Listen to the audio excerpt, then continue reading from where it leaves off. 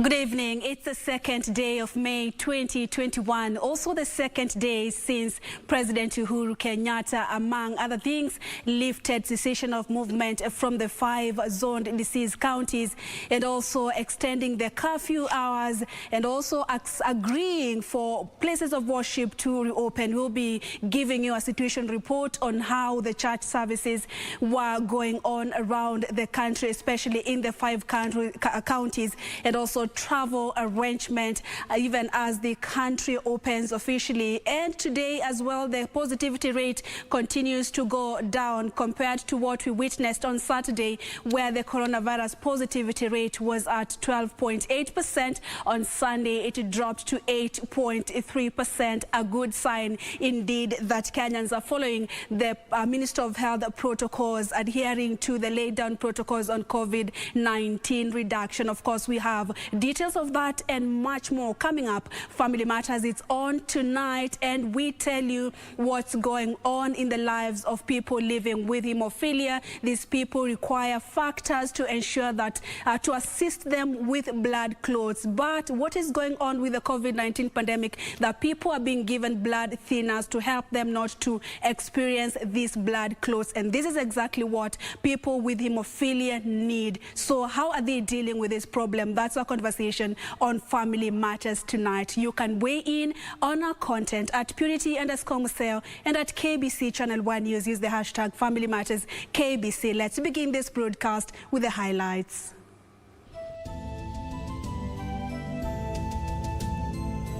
Interpersons worship resumes in 5 zoned areas of Nairobi, Machakos, Kajiado, Kiambu and Nakuru, following President Kenyatta's pronouncement as bus companies hike fares for up-country travels, citing high fuel prices.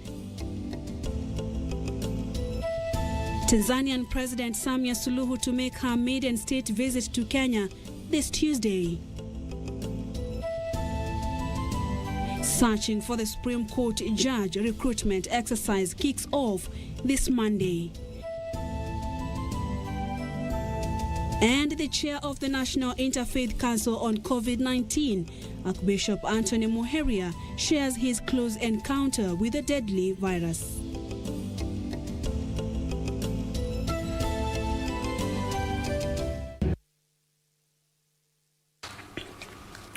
Thank you so much for joining us tonight. I'm Purity Museo. Byron Abuli is our sign language interpreter. Tonight, we are live on all our social media platforms. Let's get started. And Christian faithful have resumed physical church services hours after President Uhuru Kenyatta lifted movement restrictions on 5 counties deemed as hardest hit by the 3rd wave of COVID-19 pandemic. A spot check by KBC Channel 1 in worship sanctuaries in Nairobi, County revealed that congregants observed the 1/3 attendance rule recommended by the National Interfaith Council and Ministry of Health to keep coronavirus at bay. Ruth Wambui begins this broadcast. It is a reprieve to the faithfuls of the 5 locked counties after President Uhuru Kenyatta yesterday allowed reopening of the places of worship. After 5 weeks of closure and online sermons, churches on Sunday opened their doors to worshippers, though in small numbers. At the All Saints Cathedral, the congregation was only a fraction of what the number will be in normal circumstances. Pray, dear Father, that we are not going to experience another closure, for you will remember mercy upon us and upon the nation. There was strict observance of the Ministry of Health COVID-19 prevention protocols, similar to the Holy Family Minor Basilica, where the 1/3 attendance rule was applied. Mungu amependa kutukomboa na kutufanya watoto wake kwa kufufuka kwake, mwanawe wa pekee.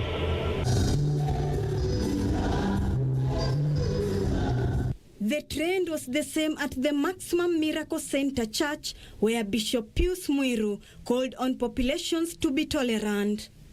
We are wishing Kenyans the best, na tunaomba corona isambaratike, watu warudi vile walivyokuwa zamani, bila kusahau, without God we cannot make it.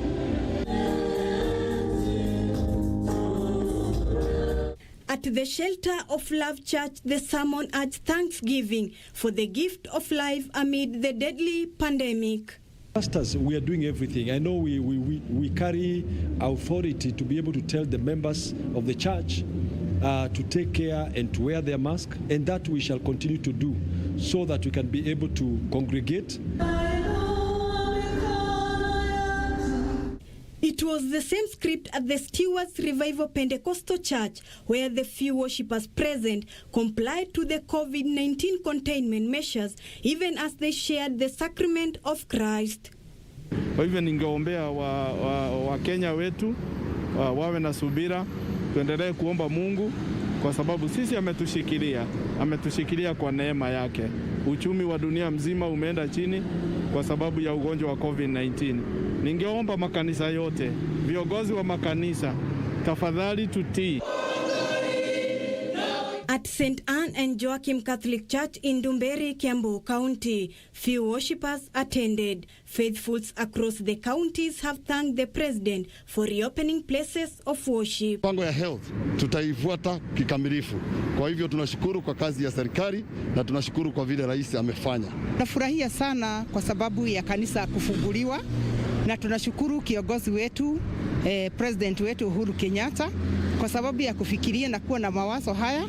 We thank God because we have been praying and asking God to reopen the churches. We are so excited. It has been a long wait. We've been in prayers. We've been keeping a vigil for prayers, petitioning God to at least open up the church and the economy for us. And we are so grateful and we thank God for this fact. Reporting for Channel 1 News Weekend from Shelter of Love Church here in Nairobi, I'm Ruth Wambui. A section of Muslim clerics and faithful has welcomed the decision by President Uhuru Kenyatta to lift cessation of movement and reopening places of worship in 5 counties that had been identified by most affected by the 3rd wave of COVID-19 pandemic. Speaking at Jamia Mosque in Nairobi on Sunday after 1 p.m. prayers, they said that opening of mosques in the last 10 days of the holy month of Ramadan will give Muslim faithful a chance to offer night prayers due to the revised curfew hours. On Saturday, President Uhuru Kenyatta lifted cessation of movement in and out of 5 disease-zoned areas. The order also allowed reopening of places of worship among the mosques, much to the relief of faithful. We want to thank him for doing it. These 10 days are very important. The last 10 days of Ramadan are very important, and we want to thank him for that. And inshallah, we are going to make the best use of these 10 days that now the mosques are opened. We want to thank His Excellency the President, Uhuru Kenyatta, for allowing the Muslim community and generally in Kenya open the mosques and places of worship, especially these last 10 days of the holy month of Ramadan. You very well know that these 10 days are very, very important for the Muslim community. A section of Muslim clerics and faithful interviewed by KBC Channel 1 said the Laylatul Qadr, which is observed during the last 10 days of the holy month of Ramadan, is a key aspect of the fasting season. For us here in Jamia, actually the official opening will be tomorrow, Monday, but today because of the excitement, a few people came, and because this is a large mosque, we are able to accommodate many people. That's why we opened the doors today. But tomorrow we shall open officially, and we shall make that announcement very clear. We must observe all the COVID-19 provisions that have been put by the Ministry of Health. It should take advantage of these last 10 days. They should double their efforts. They should pray to God, because it's only Allah who can, lift this pandemic. So I think it's upon the Muslim community to pray hard for the world and for the entire Muslim community to lift, this pandemic. Tarawih and Tahajjud prayers are offered at night during Ramadan to seek mercy, forgiveness, and salvation. Coming to prayers at the mosques is that they should not lower their guard. They must be alive to the fact that this pandemic is still with us. So I am urging them to follow the protocol and the guidelines by the Ministry of Health in social distancing, in cleaning their hands, in wearing masks, and all the the necessary steps that need to be taken as a precaution. Muslims are expected to conclude Ramadan with the festive of breaking the fast, popularly known as Eid al-Fitr. A resumption of up-country travels that had been affected by the cessation of movement in and out of 5 zoned areas, among them Nairobi, has kicked off in earnest, though with hiked fares. A spot check by KBC Channel 1 in Mombasa revealed that up-country bookings in both PSVs and SGR were beyond capacity. President Uhuru Kenyatta on Saturday lifted the partial lockdown in the counties of Nairobi, Kiambu, Kajiado, Machakos, and Nakuru that led to the suspension of transport services in and out of the 5 disease-zoned areas. At the Mombasa Raha bus services offices, the company's fleet had for almost a month gathered dust since the lockdown in 5 counties of Nairobi, Machakos, Kajiado, Kiambu and Nakuru. The buses, clean and clear, are ready to resume up-country services following Saturday's travel ban reprieve. The same script at both the Marsh and Dreamline bus companies' offices. The operators, while loading the presidential directive, cautioned passengers of fare increase shock owing to increase on fuel. Wanafaa kujua hiyo kumaintain social distance na diesel vile imepanda, abiria wa kawaida atakuwa anaumia sababu fare lazima ipande. Normal price ilikuwa ni 1500, lakini kulingana za hizi diesel mali imefikia itakuwa fare imepanda tena. Lazima ishoot tumbi 18 wazi ya diesel. Kwa hivyo upande wa serikali ikituangalia pande hiyo tutakuwa hatuna maneno. The bus operators also took issue with unregistered private vehicles conducting long distance PSV businesses, saying they are denying them businesses. Naomba NTSA ingilie hizo magari ituondolee kwa barabara ndio tuweze kuwekea abiria bei ambao wanaweza jisaidia. Cause walikuwa nabebwa na 3,500 na kulingana na ile maisha vile mahali imefika, yes. Commuters, on the other hand, decried high bus fares and urged the government to come up with measures to streamline and curb the exploitation of the passengers. Kukata hapa tikiti ya kutoka Mombasa kuelekea sehemu za Vihiga County. Tikiti imekuwa juu sana. Naambiwa watu wawili, manake nasafiri na wife wangu, naambiwa shilingi 7,000. Sasa vile tumepoteza kazi hivi, hatujui hata hizo pesa nazo tutazitoa wapi. Kijana anasoma huko bara. Lakini sasa bei ndio inatuumiza bwana. Kama wakati mwingine, wakati mtoto alikuwa anaenda nilikata 4,000. Hakuna yule anaweza kututetea. Fare ni hii, haina msimamo.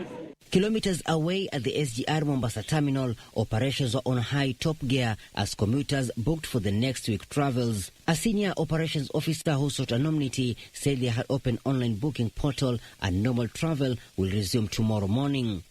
On the other hand, bars have resumed operations, though at a snail pace, with owners calling on the government to reconsider the adjustment of opening and closing of their businesses, saying the time given is unrealistic. We want to plead and make a plea to our government that we look into the small-scale businesses. Because you will find that in this sector, we have people who depend, a lot of people depend on these businesses, so many families. But where do they get them? How do we help them? There is no any other help apart from the sales we make to help these families. Once a time limit has been reduced from 10 to 7, the quantity and the quality of services we are offering has also been reduced. That means the profit margin will obviously go down. The presidential directive to lift ban on cessation of movement in the 5-zone areas has elicited mixed reactions. For transport stakeholders, it is merry-making time, but for the Bar Owners Association, they have asked the government to reconsider adjustment of the operation time. Reporting for Channel 1 News from Mombasa County, I'm Michael Mundiga.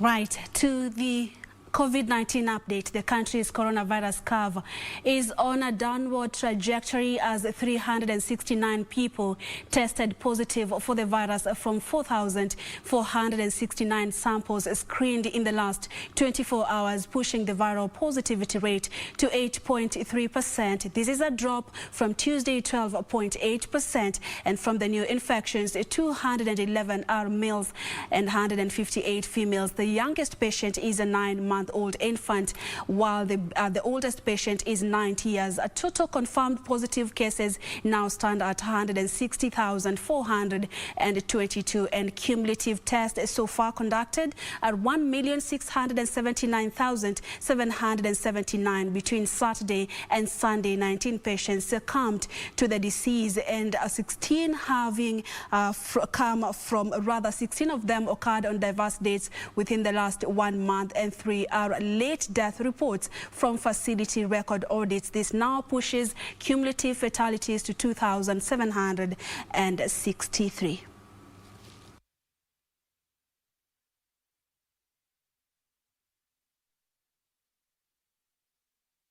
Moving on, Tanzanian President Samia Suluhu is expected in the country on Tuesday, 4th May 2021 for a 2-day state visit. President Suluhu will be received by President Uhuru Kenyatta at State House on the same day. Rather, this is the first time Samia is visiting Kenya after she replaced the late John Pombe Magufuli, who passed on in March 2021. President Suluhu's visit in Kenya will be the second foreign trip after last month's Uganda's state visit. Kenya and Tanzania enjoy healthy relations and a lot of cultural similarities.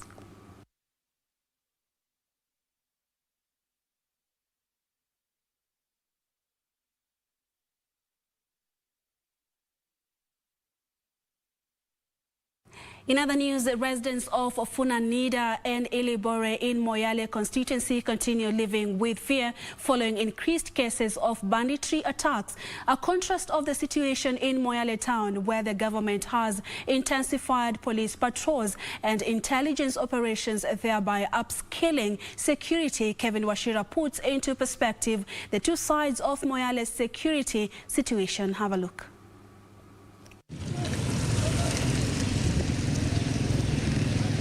Moyale town, popularly known as Moyale Raha, to mean a hub of leisure, is currently basking in stable security and robust trade. This stability is a result of intensified security patrols and intelligence operations in the town done by the Kenyan government, especially after the launch of Moyale one-stop border point by President Uhuru Kenyatta in December last year. But the situation is different in the outskirts of the town, which borders Ethiopia. Cases of insecurity are on the rise in Funanida and Olebore, forcing some of the residents to vacate. Tunafahamiwa na shifta kutoka North Hor. Hakuna mtu alibaki hapa, tulitoroka yote sababu ya security. Hatuna security. CDF ilijenga nyumba mingi ya askari huko. Hakuna askari hapo. Tulitoroka wote, watoto walifanya mitihani huko Walda. Sababu tunahofia usalama wetu juu shifta kutoka North Hor. Adjacent schools of Rawana and Walda Primary were both closed due to external threats posed by attacks from neighboring communities. Class 8 pupils from the two schools were forced to sit for the exams in other schools due to banditry attacks in the area. This, according to locals, resulted to mass exam failure, with top scorers getting below 250 marks out of a possible 500 marks. Mitihani iliyopita ya KCP wanafunzi wa upande wetu walianguka vibaya kwa sababu yani mbeleni walikuwa wanaendelea poa, lakini matokeo ya juzi ilikuwa si ya kurudisha. Ni vile tulitokea kwetu, sasa tunaendelea na environment ambayo si yetu. Tulikuwa tunateseka hapa, mateso ndio mingi sana kuliko vile tunaendelea na maisha yetu. Locals of Funanida area are now internally displaced persons having run from their residences and establishing improvised homes in the nearby bushes of Nankumbi. Maisha yamekuwa ngumu kulingana na ile maisha tulikuwa tunaishi hapo mbeleni. Sasa tunaishi tu chini ya miti usiku. Tunachapa tu na mosquito hapo nje. Hata mablanketi hakuna, baridi ndio hiyo. Tunaishi tu maisha ngumu kama hiyo. Moyale MP Kalicha Gufu laments lack of commitment by national government to ensure security is maintained in the region. For us to have at least clear government security on the ground, we have constructed houses for police at El Ledimto, El Lebor, Funanida, Funankumbi, but up to date, there's no single police officer in those areas. That clearly shows that there's a failure on the government, on the side of government. All the police officers are just in Sololo town or Moyale or other areas, but they are also systematically put at Forole, at Torbi, to guard the other side, which is actually attacking us all the time. What I can say is that there's isolated instances, but all the time the area is calm. Just sporadic kuibania ng'ombe, sporadic attacks from the neighboring communities, but most of the time the area is calm and manageable security-wise. There are only those isolated cases of stock theft, then revenge attacks. At Eledimtu, where 400 heads of cattle were reported to have been stolen, village elders attribute the inter-clan conflict to political instigations. What has come up right now is clearly seen that there is some political instigation, political issues, which has come up just to put these people to come and fight themselves. For reasons not, if you could just find out from an elder, call an elder right now, ask him why you are fighting with the Gabra. He has no explanation. You go to the Gabra elder, you ask him why are you fighting with the Boran. He can't give you an answer there. But what there is here is very clear, that there is something behind all these issues.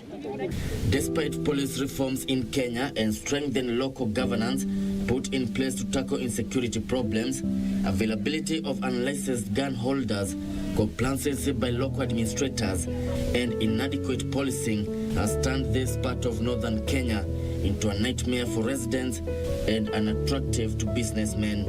Although Moyale has tremendous economic potential, the continued robberies and banditry attacks have diminished its value and perspective. Kevin Washira, Channel 1 News.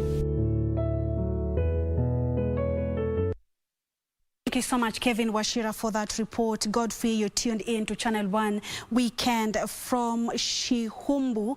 That's where you're watching with your family. Thank you so much. At Muhande Njenga, you're also watching us from Kakamega County, and Muhammad Ali watching from Wajir County. Let's keep interacting. We are taking our first commercial break. Don't go, and we have plenty more to come. Stay with us.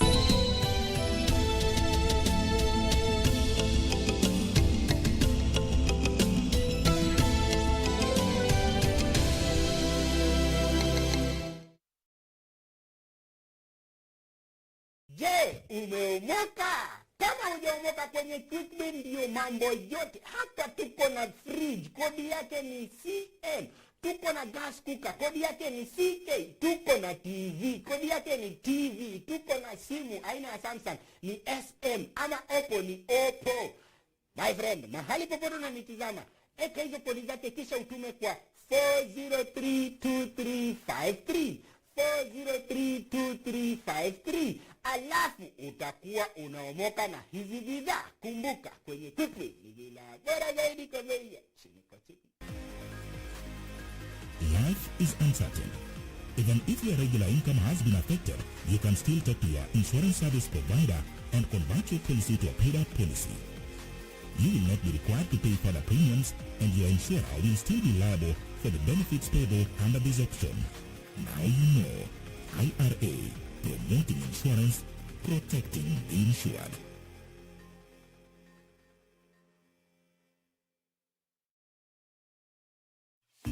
Siri za maisha. Siri ya kwanza ya maisha ni kujifunza kusamehe. Ya pili ni kujituma. Ya tatu ni kujifunza. Ya nne kukubali mabadiliko. Ya tano kuweka akiba. 6 kutokufa moyo.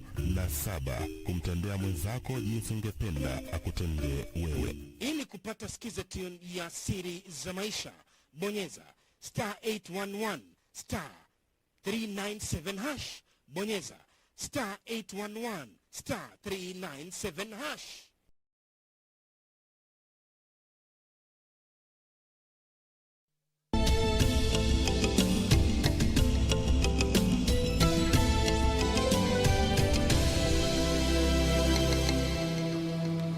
Thank you so much for staying with us. You're watching Channel 1 Weekend this Sunday night. Baron Abuli is our sign language interpreter. The Police Reforms Working Group now claims that at least 157 Kenyans have lost their lives in the hands of police officers in 2020 alone, with the whereabouts of 10 others under their custody unknown. Top of the list is the recent alleged extrajudicial killing of Collins, a youth in Mathare, Nairobi, and forceful disappearance of his friend Kevin Irungu on Thursday last week, which they point an accusing finger to the security officers. The human rights defenders calling on the Independent Policing Oversight Authority, IPOA, to investigate and establish the whereabouts and killing of the two youth.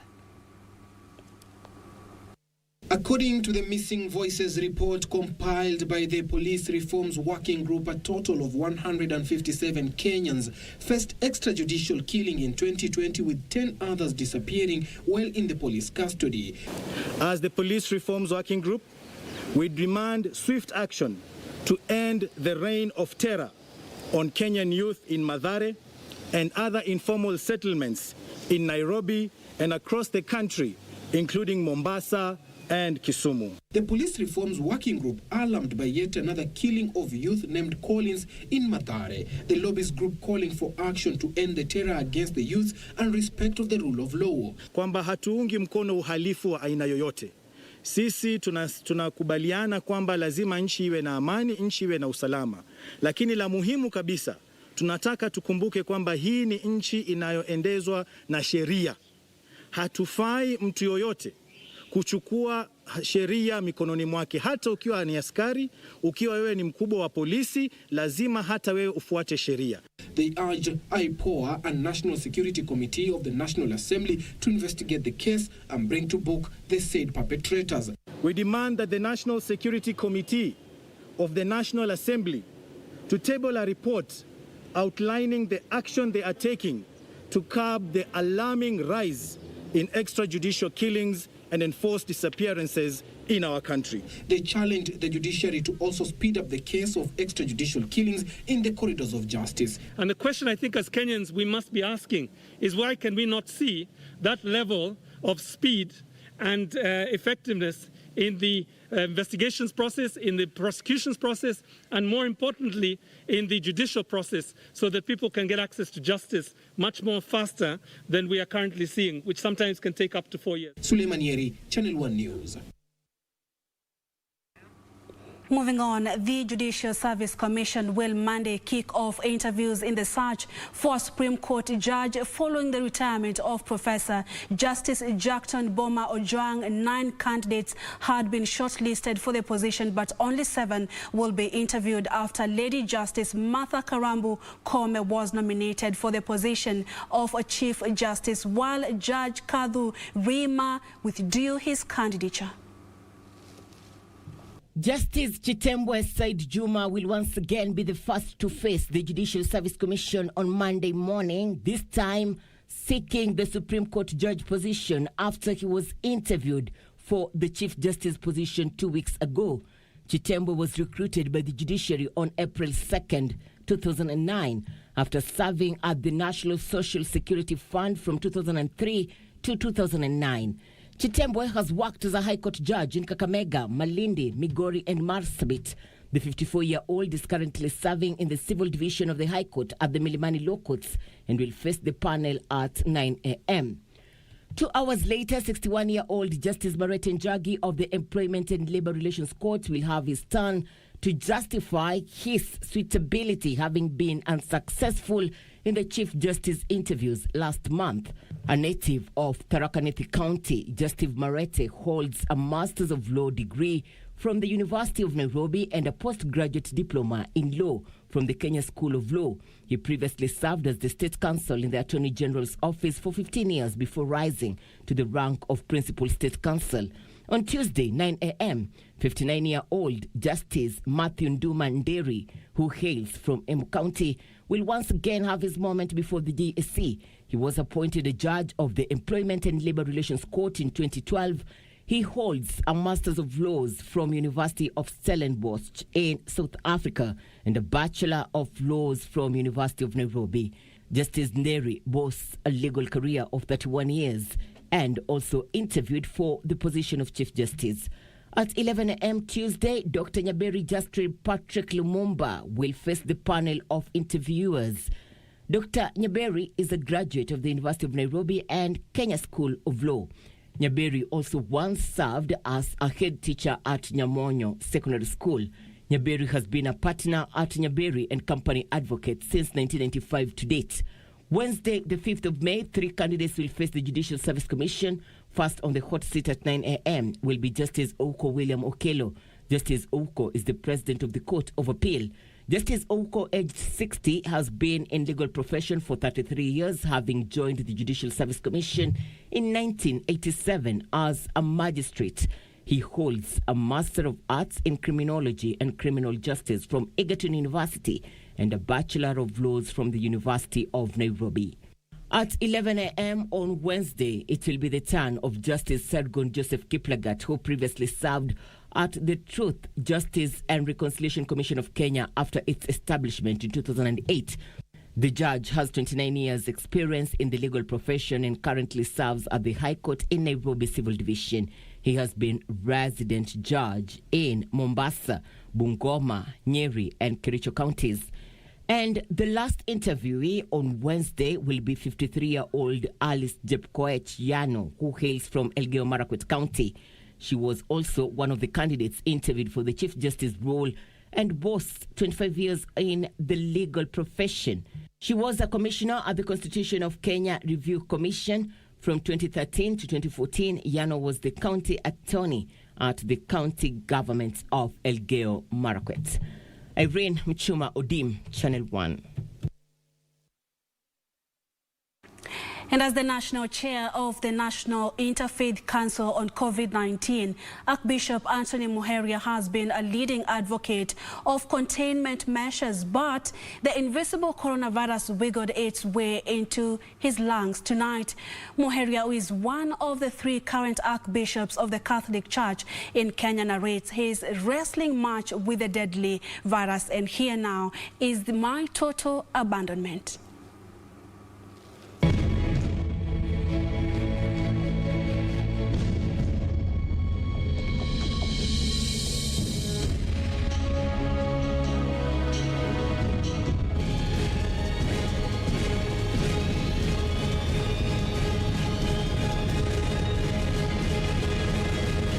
We are in a COVID war.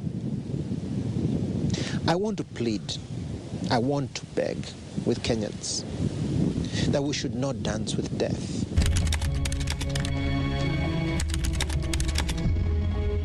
The time an ambulance came to pick me,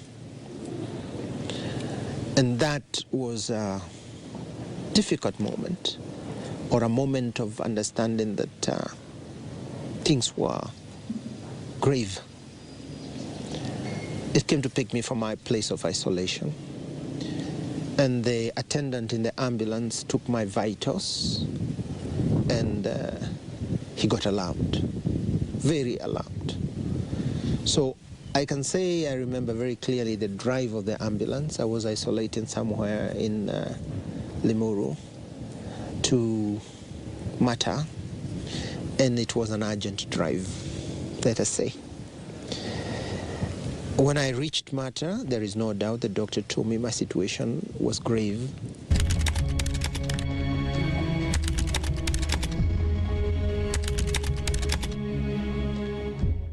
I had my rosary most of my time in my hands, and I couldn't pray the whole rosary. I could just hold it. I remember the nurses asking me, "What is this that you're holding?" And I was holding constantly, and I wasn't moving the prayer. Unfortunately, in such situations, you're not even able to pray properly. You can't say an Our Father easily. But the desire to speak to God, the desire to ask God for the strength to fight and to endure, is not only to cure, but to be able to carry it with peace and calm. And I thank God, during my illness, I was peaceful, I was calm, and I was aware that there was a danger I could die, but I was calm. And that you can only get if you have connectedness to God.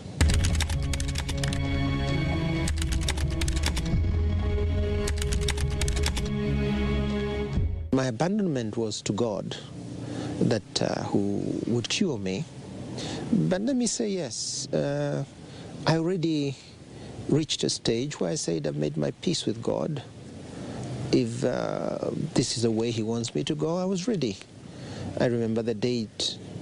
I have it written very clearly in my mind, in my heart, when I said, well, the Lord, I'm in your hands. And that abandonment also helps you to fight. It isn't an abandonment of let me die. It's an abandonment of saying, Lord, I'm in your hands. You can cure me. But if you want me in your presence, I want to be prepared.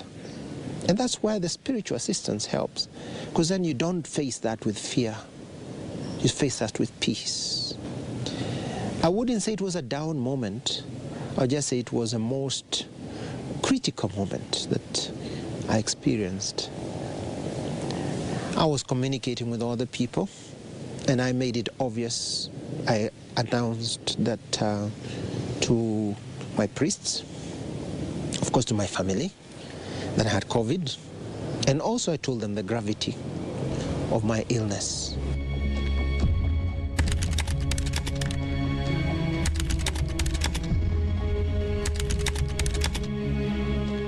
My phone was both my connection to the people, but also my connection to God. Because when I couldn't pray, I put music that would help me pray, that would help me feel God's presence. I listened to mainly Christian music with a very deep message. There are amazing songs, both in Kikuyu, both in Swahili, both in even pop, what you may say, Christian music, yeah, the faithfulness. Great is your faithfulness, Lord God our Lord. Very great song that brings us, or the Rugged Claws, you know, the song of the Rugged Claws, that I would want to exchange this rugged claws for a crown. I was also keeping tab of the other sick people in the hospital. So if I may say, the down moment was when I received news of 2 other people who have suffered COVID, who passed on, who are in the same hospital. One had been moved to ICU, another. So I kept, in those 12 days, I kept following the other sick people. How are they doing? And obviously the lowest moment was when you were told so-and-so has passed on. That is tough.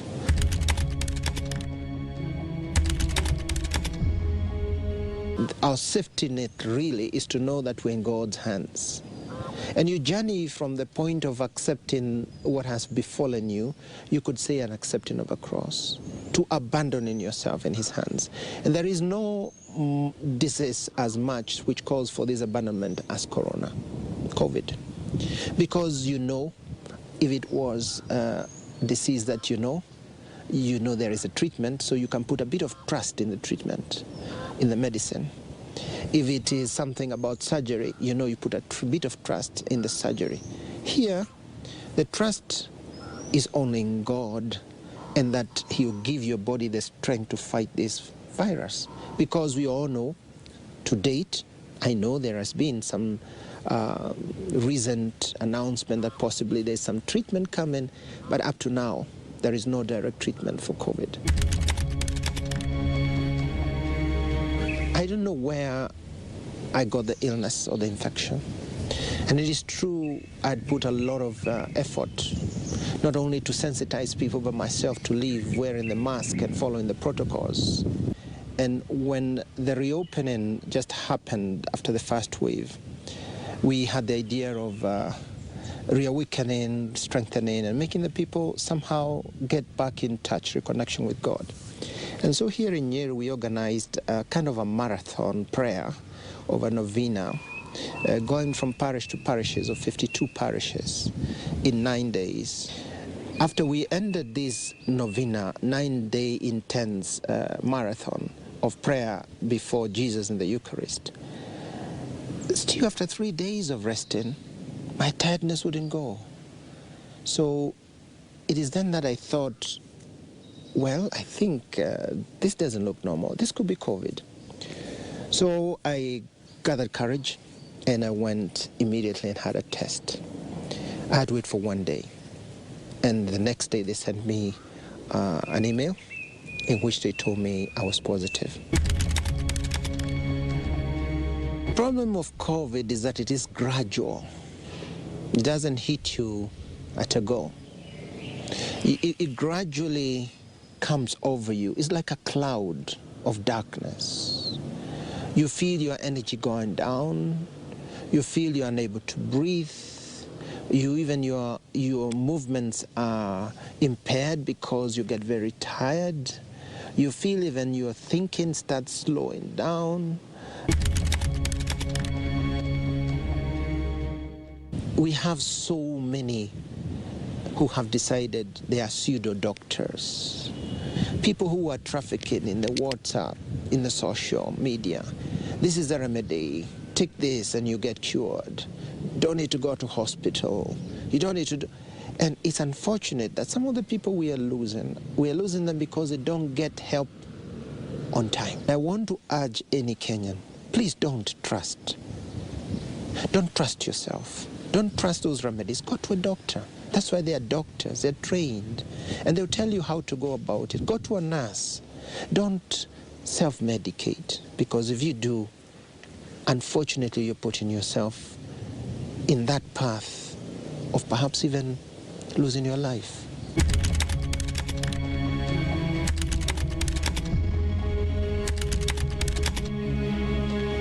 When I tell people what I've gone through, they are more prone to believe and to take seriously some of the things. But Kenyans get used to everything. Kenyans easily dilute even the most powerful message. And that's what we've witnessed. It's a cheap product in Kenya. Truth and credibility. It becomes incidental, and at times we don't let it change our way of being. How I wish people would reflect, internalize what we witness and hear. Many Kenyan citizens just go on a very light mode about things, even in their own family experiences. They have fantastic and powerful experiences in their family, but within 1 month, it's forgotten. It doesn't have relevance. That's what we have been made to believe in our culture in this country, that things are just like shooting stars. We forget. How I wish people would understand the sun that is blaring on them to change.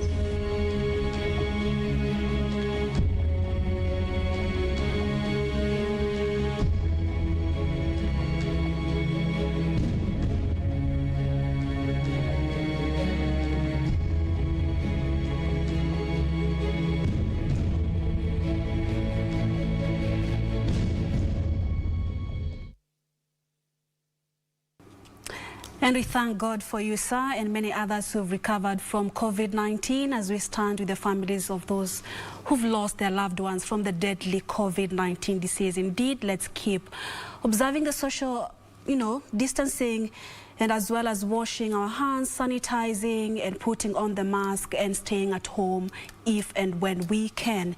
In other news, a Mombasa community-based organization, Keep Mombasa Clean, has vowed to take a legal action against a property farm doing a housing project at Buxton in Mombasa County for illegal dumping at a Kenya Broadcasting Corporation Mombasa land. The organization's secretary, Dr. Mwinga Chokwe, threatened to launch a complaint to the Environment Complaint Committee or file a case at the Environment Court. A visit to the VOK land, and the first thing that meets your eye are heaps and heaps of construction waste. The dust coming from the dumping site, nothing to write home about. Once upon a time, the land was turned into an illegal dumping site before the Environment Complaints Committee ordered for the closure and relocating the garbage to Makirunge dumping site.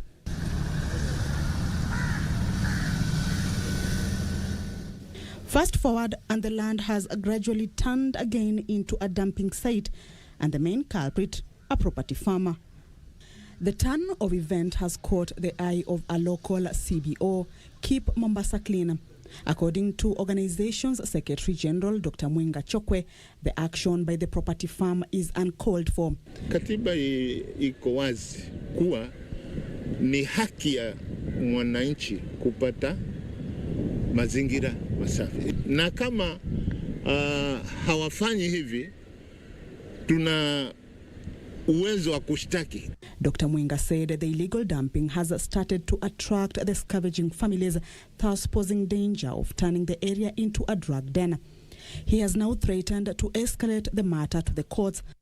Kwani ile EIA ambayo ni Environment Impact Assessment haikufanya kwenye haya makampuni au watu wanatia taka au wanapokuja kufanya kazi yao, na ule uchafu wake huwa hawajui wataupeleka wapi. A directive by the Environment Complaints Committee for the construction of a perimeter wall to safeguard the VOK land is yet to take effect after the county government of Mombasa refused to give constructional leeway.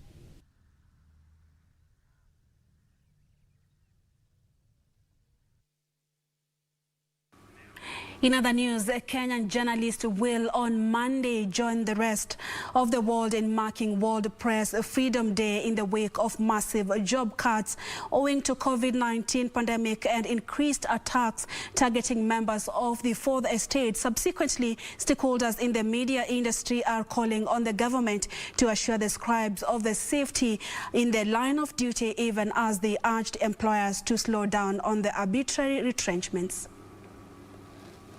On May 3rd every year, Kenya joins the rest of the world to mark World Press Freedom. For the members of the Fourth Estate, this is an opportunity to come together to celebrate milestones achieved and reflect on challenges and failures affecting the industry. Here in Kenya, the day will be marked in a backdrop of recent job losses by journalists as a result of COVID-19. Since the first COVID-19 case was confirmed in Kenya in March 2020, about 600 journalists are said to have been retrenched as others endured pay cuts and long delays in salary payment. with Kenya ranked 102 out of 180 countries on the World Press Freedom Index. A section of media practitioners are calling for the need to build capacity to have more competent women on top position of the media industry. Themed information as a public good, this year's celebration is a call to affirm the importance of cherishing information. Ben Chumba, reporting for Channel 1 News. Separately, a family in Shinyalu, Kakamega County is still struggling to come to terms with the death of their two family members within a period of 1 week. It is reported that the family in Moyale village, Isuka Ward, first lost their father, or the father of the family. 3 days later, their 19-year-old daughter died. Relatives say that the teenager who had delivered a baby a month ago could have died from the shock of the death of their father. Somber mood has engulfed a family in Moyale village, Isuka Ward, Kakamega County. The family is in shock after the death of their two family members reportedly died within a period of 1 week. It is said that the family in Moyale village, Isuka Ward, lost the father before learning of the passing of their 19-year-old daughter 3 days later. According to the family, the death of the teenager who delivered a baby a month ago could have been caused by her father's sudden demise. Aliporudi kwa nyumba kama amemaliza kulia, alianza kutetemeka. Asha jiko tukidhani ni baridi. Tukaweka blanketi tukidhani ni baridi. Haikuwezekana. Diana ameniachia msichana wa mwezi moja na wiki 2. Ninaomba majirani, marafiki, yeyote mwenye atakaye nisaidiako tu hata kama ni maziwa kikombe moja. Elsewhere, Embu Equity Bank has donated personal protective equipment (PPEs) to frontline workers at the Embu Level 5 Teaching and Referral Hospital. The PPEs include surgical masks, N95 respirator masks, as well as head and hair covers. It has become very challenging for the frontline workers, and we realize that unless we continue supporting them, and this is when they need our support most, we have saying that we take it urgently, and we are here to ensure that we constantly support our health workers so that they can be able to support the community. And the government has decried the low collection of Huduma number cards in Mavoko area in Machakos. Kadi yako imetolewa na serikali, unapewa, kuna message unatumiwa. Kama umepata message ikisema kadi yako iko tayari, enda ushukue, tafadhali kuja ushukue, hata kama utakuja kwa chief, hata kama utakuja kwa sub county headquarters ya kitambulisho, kuja. Finally, a needy family in Raini Kiamba constituency is appealing for food help from well-wishers. The elderly, and who is the mother of a daughter born with disabilities, is living under the mercy of well-wishers who will visit them in their home. Ipata nafasi ya kupelekwa kama shule, tunasaidika sana. Hata mama yake akipata usaidizi kutoka pahali popote, tunasafurahi sana, sababu hii ni mzigo mkubwa. The 30-year-old girl living with a disability, she's not been able to access any form of education. She's not been able to access any form of hand skill labor or any training.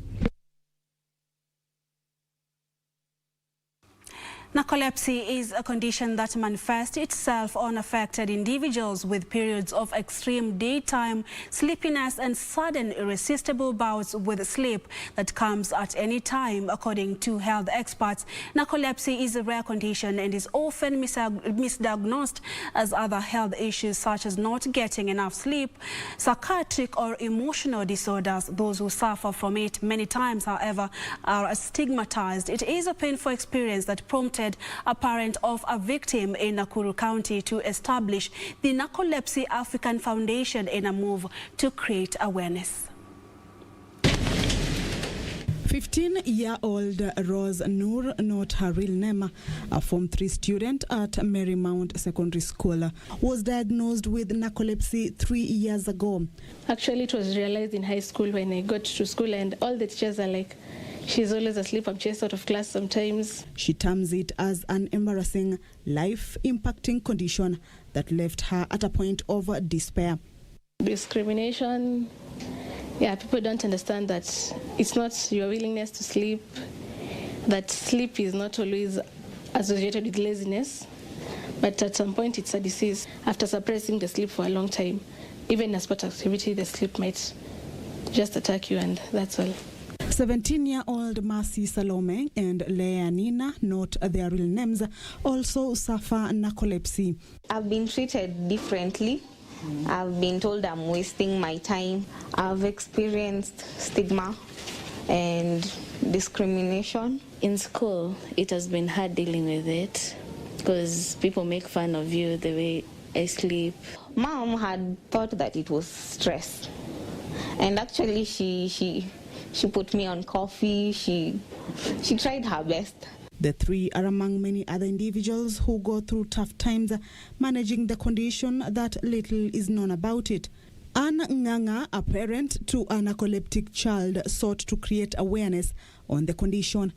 Around 2,000 members, but what has happened, we have been having a wall. So those 2,000 people, we don't know them. Most of them, we don't know them. They are just in the wall. They write their experiences in the WhatsApp group. Then we give them support. Narcolepsy is often misdiagnosed as other health issues, such as not getting enough sleep, psychiatric or emotional disorder.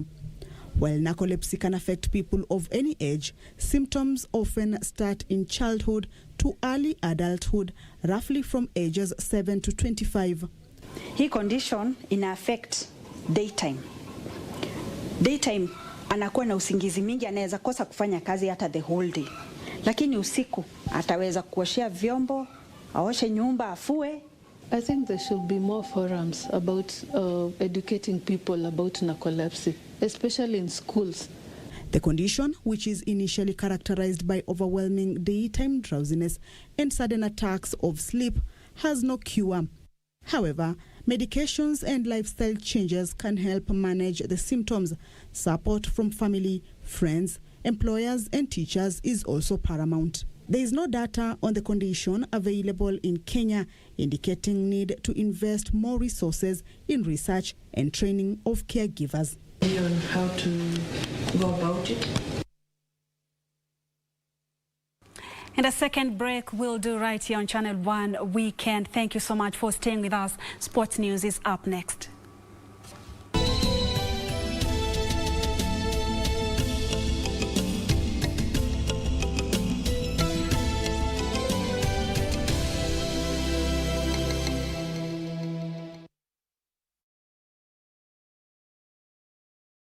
On the next episode of Ashoka. Ashok!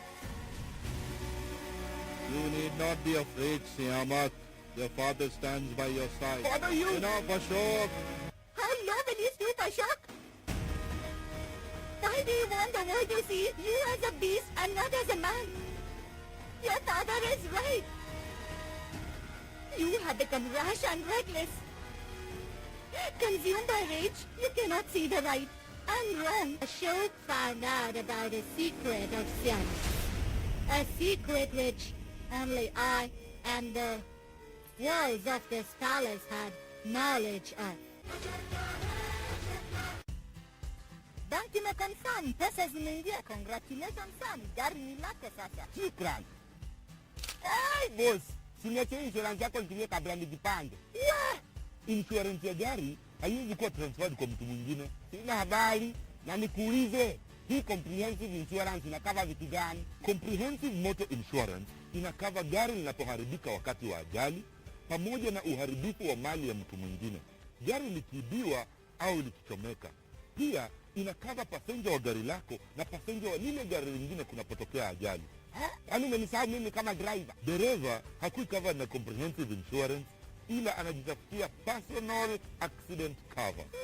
Umenichanua. Rose, acha nishughulikie hiyo insurance, nitakujia gari kesho. Okay, sawa. Yeah. Ujumbe huu umeletwa kwako na IRA. IRA, bima bora kwa taifa.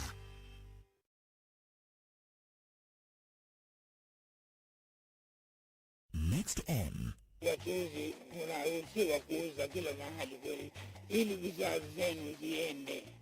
lakini kuna sehemu zingine ambazo ni maudhi sana.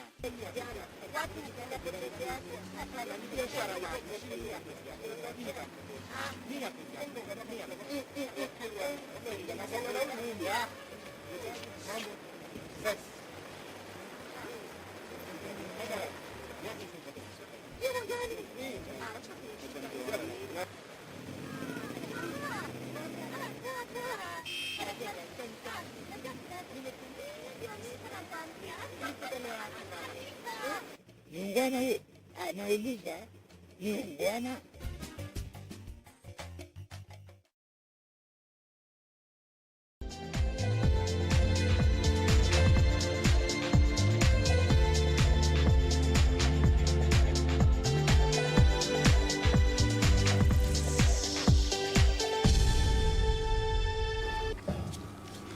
Welcome back. Let's now have a look at some sports. And 23 teams have effectively secured their places in the relay events at the Tokyo 2020 Olympic Games set to begin on the 23rd of July. All 8 finalists in the women's and men's 4x100 and women's, men's and mixed 4x100 meters will head to Japan in July. The Olympic sports of the relays have been decided as all 8 finalists in the women and men's 4x100 meters and women's, men and mixed 4x400 meters qualify for Tokyo 2020. In addition, the top 10 teams in the men's and women's 4x100 meters and 4x400 meters and the top 12 teams in the mixed 4x400 meters have qualified for the World Athletics Championship Oregon next year. The Kenyan team of Naomi Korir and Ferguson Rotich finished second in the 2x400 meters mixed relay behind Team Poland. Well, Dobek is 7 times a Polish champion at 400-meter hurdles, and they are tough fellas, the 400-meter hurdlers. It's a very, very vicious event, and he's working hard here to stay clear. There's chasing going on behind. Vicious chasing from Cheriot Rotich. He gets second place there, but he doesn't have time to close up, and Dobek. Poland take the win. In the mixed shuttle hurdles, Team Kenya of Priscilla Tambunda, Michael Nzuku, Nusra Rukia, and Weissman Were settled for 3rd position behind winners Germany and second-placed Poland. The first 8 places in each relay for Tokyo were awarded to the top 8 teams at the World Athletics Championships in Doha in 2019. In cases where those teams have also qualified in the top 8 in Silesia, the remaining quarter places for Tokyo, 16 per event, will be allocated according to the World Athletics Top Performance List as at 29th June 2021. Fast indeed, stumbles at the last barrier. He was closing, in fact. I'm not sure he'd have got there anyway. Kenya Prisons and Pipeline women volleyball teams that featured in the just concluded Africa Women Club Championship in Tunisia jetted back home earlier today. Prisons team clinched a bronze medal under the tutelega of David Lungaho, while Pipeline finished in the 5th position. Six-time African champions Kenya Pipeline head to dig deep to secure 5th place at the 2021 Women's Club African Championship. The Kenyans made an interesting battle with home team Kelibia winning 3-1 to secure position 5. The team claimed a 25-22, 15-25, 26-24, 25-21 sets win. Pipeline had lost to Customs of Nigeria by 3 sets to 2 before playing their final match. Meanwhile, Kenya Prisons women's volleyball team finished third at the Africa Women's Volleyball Club Championship after overcoming Customs of Nigeria in the 3rd play-off. Prisons won in 3 straight sets of 25-18, 25-18 and 25-14 to grab bronze for the 2nd time in the championship that they have won 5 times. Frederick Moki for Channel 1 Sports. Arsenal prepared for the Europa League showdown against Villarreal with a confidence-boosting 2-0 win away to Newcastle at St James Park. Mohamed El Neni scored his first Premier League goal for the Gunners before Pierre-Emerick Aubameyang, on his first start since 3rd of April, secured the points in the 2nd half. And Arsenal trailed 2-1 after the away leg of their semi-final tie with Villarreal.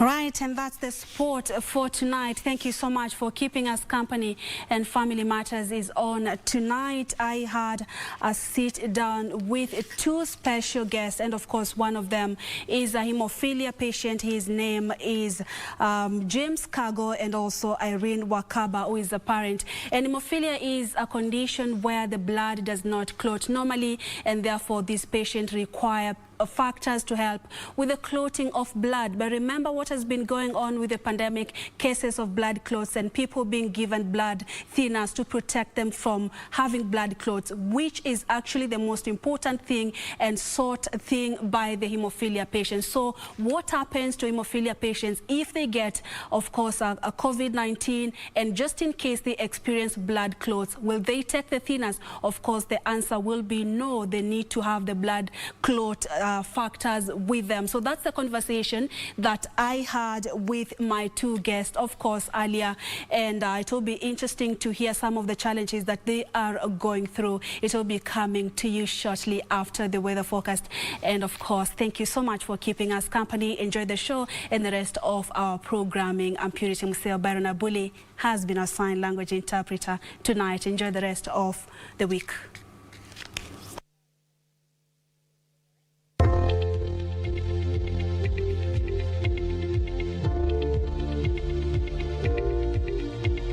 Good evening and a very warm welcome to Channel 1 Weather Updates. My name is Irene Mchuma Odim.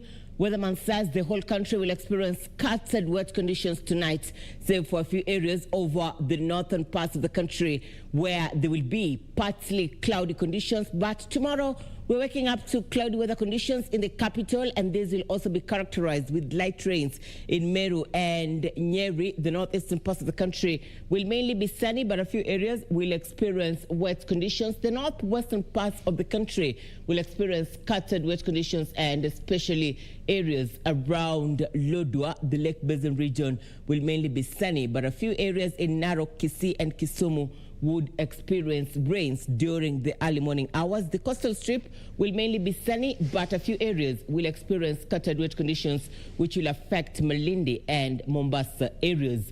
In the afternoon, we'll see an increase of wet conditions across the country, which will largely affect the western parts of the country.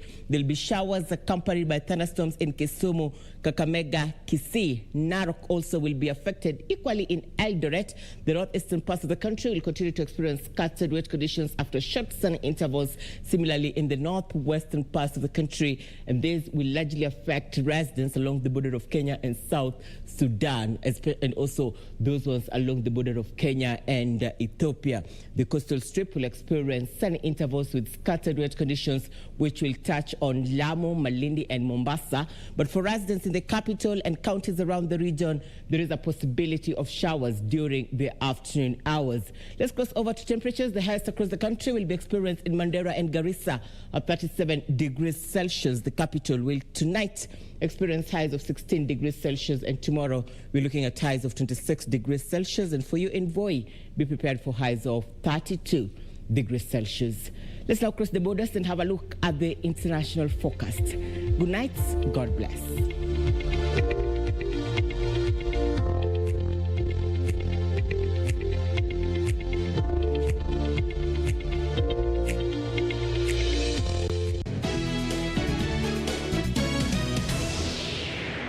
Tonight we want to have a look at hemophilia and COVID-19, how hemophilia patients are finding it difficult or even have been affected by COVID-19. Are they also being given these blood thinners to help their blood not to clot? Because we know when they do not have blood clots, then the dangers of having excessive bleeding in case of a cut. That is our conversation tonight, being helped by our guest tonight. We have James Kago, hemophilia patient, and also Irene Wakaba, who is a parent to a hemophilia child, and this condition will also be finding out why it majorly affects boys. Thank you so much, lady and gentlemen, for joining us tonight on the show. As always, beginning with the lady, maybe you can tell us what you do, and of course, who is hemophilic in your family? Well, my name is Irene Wakaba. I am a teacher, a secondary school teacher. A son who is 4 years old. His hemophilia A severe with factor levels of 0.02, and he's 4 years old. All right, and you'll be telling us more about hemophilia A severe, different types of it, and what it means by having hemophilia A severe. Thank you so much, Irene, once again for joining us tonight. James, please tell us what you do, and also you are a patient when you found out that you were hemophilic. What had happened? My name is James Kago. I'm 38 years old. I'm a hemophilia A patient. I discovered, or it was discovered that I have hemophilia when I was just below 1 year old. I had a bleed when I was crawling, and I was taken to Kenyatta National Hospital, where I was diagnosed to have hemophilia A severe. Currently, I'm a HR practitioner, currently doing consultancies in HR. And hemophilia basically is a condition that I've lived with. I know it's an inherited condition that I have to live with for the rest of my life. Mm-hmm. And you said that it's inherited, it's genetic. Maybe, James, staying with you, you can tell us, understand, when we talk about hemophilia, how does it happen? It's genetic. What exactly happens? Does it have anything to do with one of your parents maybe being hemophilic? Maybe you can tell us the science behind this condition. Hemophilia is an X chromosome linked condition whereby it's passed on to the sons by the mothers. It's mostly mothers tend to be carriers. However, in some instances, we've seen mothers passing on the condition to their daughters. However, in most cases, it's mother to the son, and it therefore affects more boys than it affects women. So 99% of the patients that have hemophilia tend to be boys because they have one X chromosome. So when it has the hemophilia gene, it means that it lacks the clotting proteins that are required to form a clot. So in most cases, you find boys with hemophilia will bleed longer than normal. And because of the three categories of hemophilia, that is severe, where it's below 1, sometimes you find it's below 10% bleeding clotting factor levels in the blood. It means that you can actually bleed spontaneously. You don't have to have been hit or have been cut for you to start a bleeding. In some cases, you have moderate patients who have between 10 to 50%. And these ones, sometimes you may have to have a little trauma for you to start bleeding. For the ones that have hemophilia, what we call the mild cases, these ones have a little more factor than around 50% or more. And therefore, for them, you must have a big trauma, like surgeries, for you to discover that they are actually hemophilic. Okay. Yes. And Irene, when did you discover that your boy had hemophilia? I discovered my boy has hemophilia at 8 months. He fell as he was playing. Remember, that is the time he's crawling. And he hit his forehead, and there was a swell. So when I took him to hospital, I decided to take him to Kenyatta. When I took him to hospital, they ran a test, and they said that he has hemophilia. Mm-hmm. And that is where our journey started at 8 months. Did you know what hemophilia was? You know, at that time when your child was falling and they are bleeding, did you know what this condition was? Was there any other member of your family that had a similar condition? Yes, I knew what is hemophilia because I had another son, who was hemophilic, but we had not known. At 3 years, he fell and he hit himself on the forehead, and unfortunately he bled to death. At the last point, like 1 week to his demise, is when the doctors knew he had hemophilia, but unfortunately he didn't make it. So I'd heard about the disease. So, all right, sorry about that. By the time you realized that your son had hemophilia, maybe were there other instances where he was falling and bleeding, because this was at 3 years old, or did it find you as a shock that now the doctor is telling you that your child has died of hemophilia?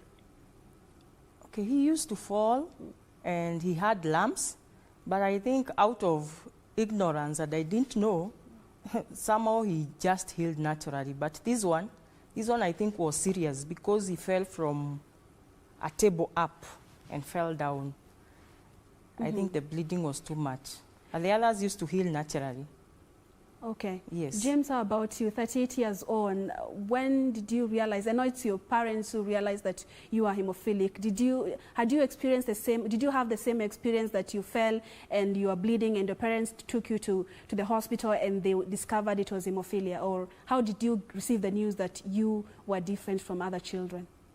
When I was barely 1 year old, I used to play a lot. Actually, I would crawl a lot, and my knees would swell, and my elbows and my wrists. And when I was taken to Kenyatta National Hospital and the test was done and I was confirmed to have hemophilia, we started the prophylaxis program where you are infused with whole blood, once in a while, so that you're able to give the body a bit of clotting factor. But that technology has now improved, and that's how I've been able to live all this long. Because then I remember when I was diagnosed to have hemophilia, I was told hemophilia patients do not live to be 18 years. But because of technology improving, we've been able to see improvement. We no longer get fresh frozen, we no longer get whole blood, but we moved to fresh frozen plasma, then to precipitate, and most recently, we now get what we call the factor 8 concentrates, which are, once you're infused, then the time taken to heal becomes shorter and you're able to live a near normal life. Yeah. And how serious of a problem is hemophilia in the country in terms of statistics? Because it's genetic, or the numbers, do we have a large number of people with hemophilia, or it's a small community? At the moment, we believe hemophilia affects 1 in every 10,000.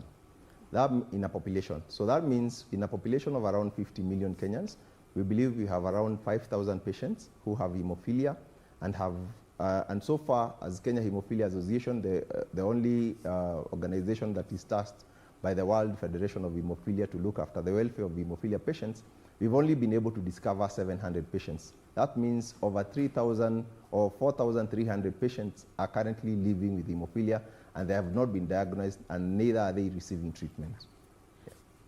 Okay, Irene, allow me to engage you, because at least for the first instance, you are able, for the second child, you are able to know my child could be hemophilic. But did you get any did you have any kind of training that, you know what, maybe there's a possibility that my boys would have hemophilia, or was there any education that, you know, there are possibilities of having children who are hemophilic? Yes, when I discovered this boy, now the second boy has hemophilia, I was introduced to the Kenya Hemophilia Association, which has a clinic there's a clinic at Kenyatta, and there I was educated on how to take care of the hemophilia child and what to expect. I was told that if I get boys, the chances are 50-50 that the boys may have hemophilia, and also we have welfare meetings with the parents of these children who have hemophilia, where we go and talk about experiences on how to take care of the children, on how maybe to deal with different issues of when they have these bleeds, and so far so good. At least, you know, a problem shared is half solved. We can share about hemophilia and we are getting better. And also with the donation of factor that we are getting from the World Hemophilia Association, it is becoming better. Yes. And what were your fears, especially with the second child, that now, because when they play, they hurt themselves, when they fall down, then it's going to be a problem. Did you have any difficulties into ensuring that your child led a normal life like other children? Yes. Being a working mother, remember I have to go to work in the morning, come back late in the evening. Now, psychological fears were so many. Getting a caregiver who would understand my child and take care of my child when I'm away was one of the problems that I faced. And I thank God, eventually I got someone who would understand the child and take care of the child. Number two, I feared taking this child to school. He's now 4 years, and I introduced him to school just this term, this term that was closed, because all the time I was thinking taking him to school would be the worst experience that I would have. So I talked to so many people, I talked to the other parents, and they were really encouraging. And having other hemophilics, other children who have gone to school and hearing of their experiences, at least I came out of it. And also, I have another boy who is older than this 4-year-old. The boy is 8 years old, and he's not hemophilic. So, keeping the two of them together, remember, boys like playing. Anytime I would see them together, I'll have a lot of fear, because I'll see that the other one, the one who is hemophilic, will get an accident. So I was really separating them. I wouldn't let them play together because of that fear that if they play together, this one will get an accident. But with time now, I'm getting used to it, and things are working better. Yes. And James, you said that we could be having about 5,000 patients out here, and we're able to only discover 700. Now, the fact that when a child falls, then the bleeding will never stop, does this mean maybe there are people who've lost their lives, children who've lost their lives from this disorder, and it's undiagnosed? They do not know about it, and the cycle continues. What is the dangers of not having discovering the other patients out here? I'll tell you for a fact that with the 5,000 patients that we anticipate we have in Kenya, only having discovered 700, we have done a lot of awareness campaigns across the country just to try and discover whether there are many other patients who are not receiving care and treatment accordingly. But one of the things that we've done, especially with the county governments, and through the help of one of our biggest donors, Novo Nordisk Hemophilia Foundation, they have helped us to establish treatment facilities across the country. So far, we have 7 treatment facilities where once we carry out the campaigns, the awareness campaigns, we encourage patients or potential patients who feel they may have bleeding disorders to go for testing, especially in those 7 facilities. One of those facilities is Kenyatta National Hospital. We have Moi Teaching and Referral Hospital, Voi Moi Teaching and Referral.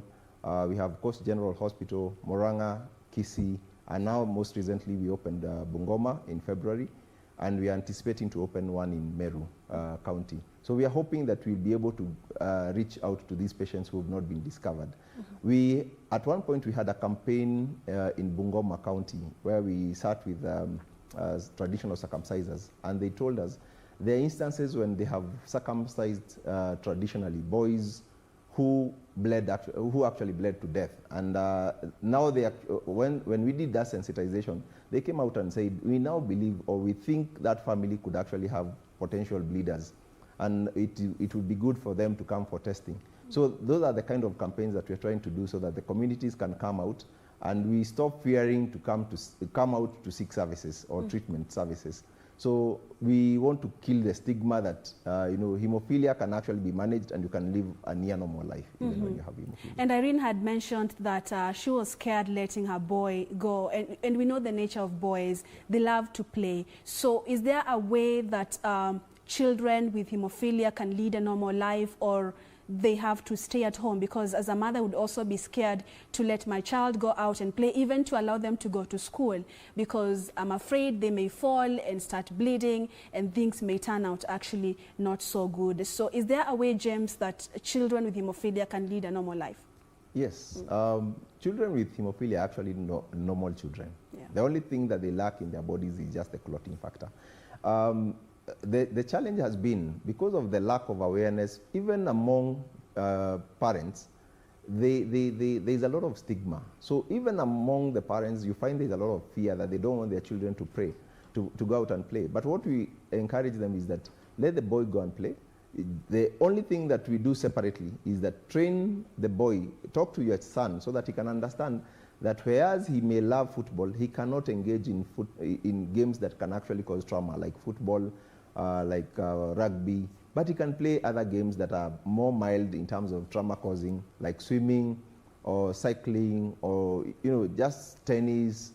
So we're encouraging them to adopt other sporting events that can actually be beneficial for them because of exercises, but also encouraging the parents should also train the other siblings and even the neighbors how do you play with my son so that he doesn't get hurt in the process? Mm-hmm. Yeah. And I'm going to ask you this question both, but I want to start with Irene. Irene, you know, right now, COVID-19 patients are being given something called thinners to ensure that their blood does not clot, you know, because doctors are saying it's dangerous for COVID-19 patients. On the contrary, hemophilia patients require blood clots. Actually, they get the factors to help them with the clotting of the blood. So I would love to understand as a parent, how is COVID-19 affecting you, and what are your fears, you know, that as a parent, if let's say my child is affected with COVID-19 and they have to be given medication to prevent blood clot, which they need most, you know. So what are your fears as a parent? My main fears are, if this child is exposed and gets COVID, remember, this is a child who cannot take those thinners. And this is a child who can get a bleed even out of nowhere. They can get a bleed out of nowhere. So if they get COVID, I don't know how we are going to deal with it. So I try as much as possible to keep the child, to protect the child from COVID, to keep him indoors, to like maybe keep a mask on him all the time. And remember, he's a young child. So I keep on talking to him, the importance of that mask, the importance of staying indoors, because I can see that big challenge. If he's affected, he'll have a problem with using the thinners. Yeah.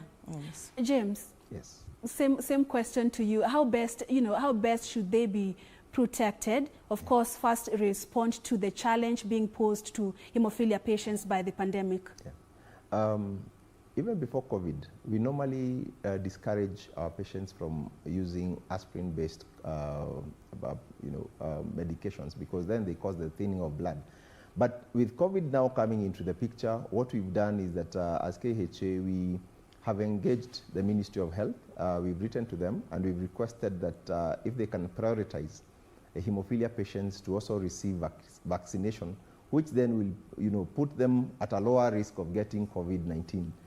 We are hoping that that will be approved. We are still engaging with them. We are hoping that we can get a positive feedback in the course of this coming week. And but for sure we are scared, especially because of if the result would be to use the thinners of blood, then it might be a bit scary for us as patients. So do you have patients who've tested positive for COVID-19? At the moment, no. We do not have any known case as yet. We are still trying to engage as many patients as possible just to understand whether there is any, but so far there is no clinically diagnosed patients to have COVID-19. But you still have fears that if any case, then it would be a dangerous affair. Yes. The medication that are being prescribed for COVID-19 patients, the zinc, the vitamin D, can a hemophilia patient take that? Yes. Yes. Hemophilia patients can actually take all the other medications. The only the ones that we normally discourage are the ones that cause the thinning of blood. However, even with the ones that are being prescribed, of course, we will. It would be good to once you have that prescription given, consult your hematologist wherever in whichever facility that is closest to you, so that they can actually guide you appropriately and you don't expose yourself to further damage. Right. Yeah. Irene, let me welcome your closing remarks in terms of how best should the hemophilia patients be protected during this time that the pandemic is ravaging the world? Well, maybe I would like to encourage my fellow parents. Let us not fear a lot. I know God is on our side. Let's protect our children. Let's keep them at home. And also, if they have to go somewhere, let them use the masks. And also, I wish the government would come in and maybe through the NHIF, buy for us factor. Because if I had that factor, if there was enough factor at KNH, I would be able to do home care if my child has a bleed. But now if the child gets a bleed, I will have to take the child to Kenyatta, and that is exposing my child to COVID. I wish the government would do something on the hemophilics, at least in future plan, and buy us some factor so that we can add on what we get for donation from the World Hemophilia Association. Yes. And James, as I welcome your closing remarks, maybe talk about what Irene has mentioned, the factors, the treatment for hemophilia? I know it's a disease that you only manage, but you require the factor, accessibility for the factor and the cost of it. At the moment, personally, for me, I would use 2,500 international units of factor for a single injection if I have a bleed. That means, and one of that dose goes for around 50,000. So what that means is that the factor concentrates are way above the affordability of most Kenyans. So, and at the moment we are not getting it from the government because I would say hemophilia has been a neglected condition for a very long time. Luckily, there are strides that the Ministry of Health has made, and we are now working with the non-communicable disease department in the Ministry of Health, and we are still advocating to the Ministry of Health and through the government just to purchase for us a factor that the patients can actually use. That is our biggest challenge because yes, we can go out and mobilize patients to come and seek services, but when they come out and they come to our clinics and they cannot find treatment or appropriate treatment for their condition, then it becomes a challenge on how to manage their condition.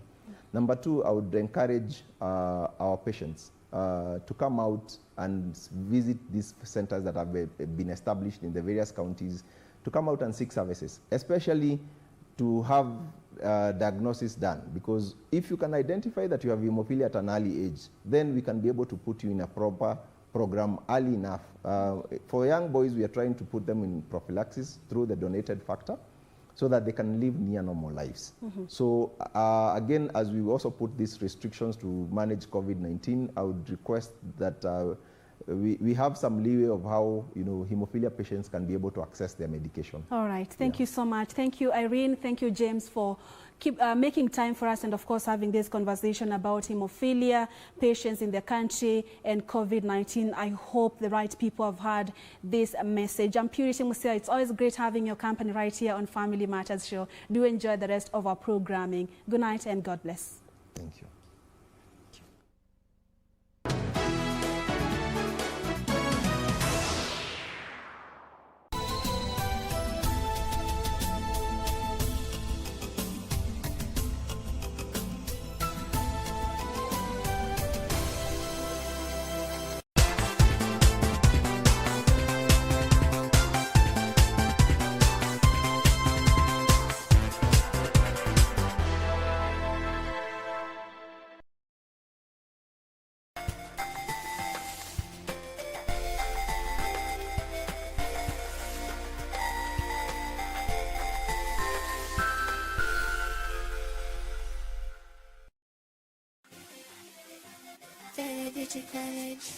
Vera Beauty and Fashion College with branches in Nairobi, Eldoret, Thika and Meru.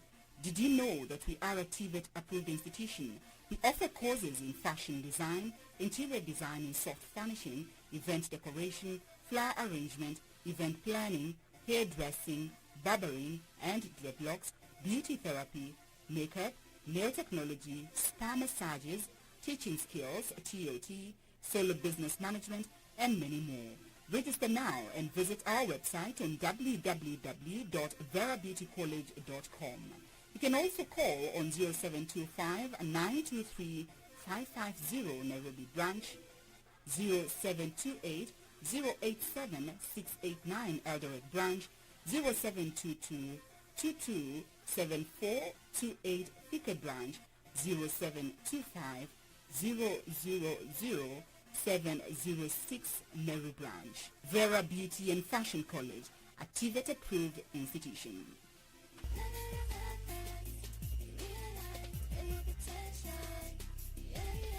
Next on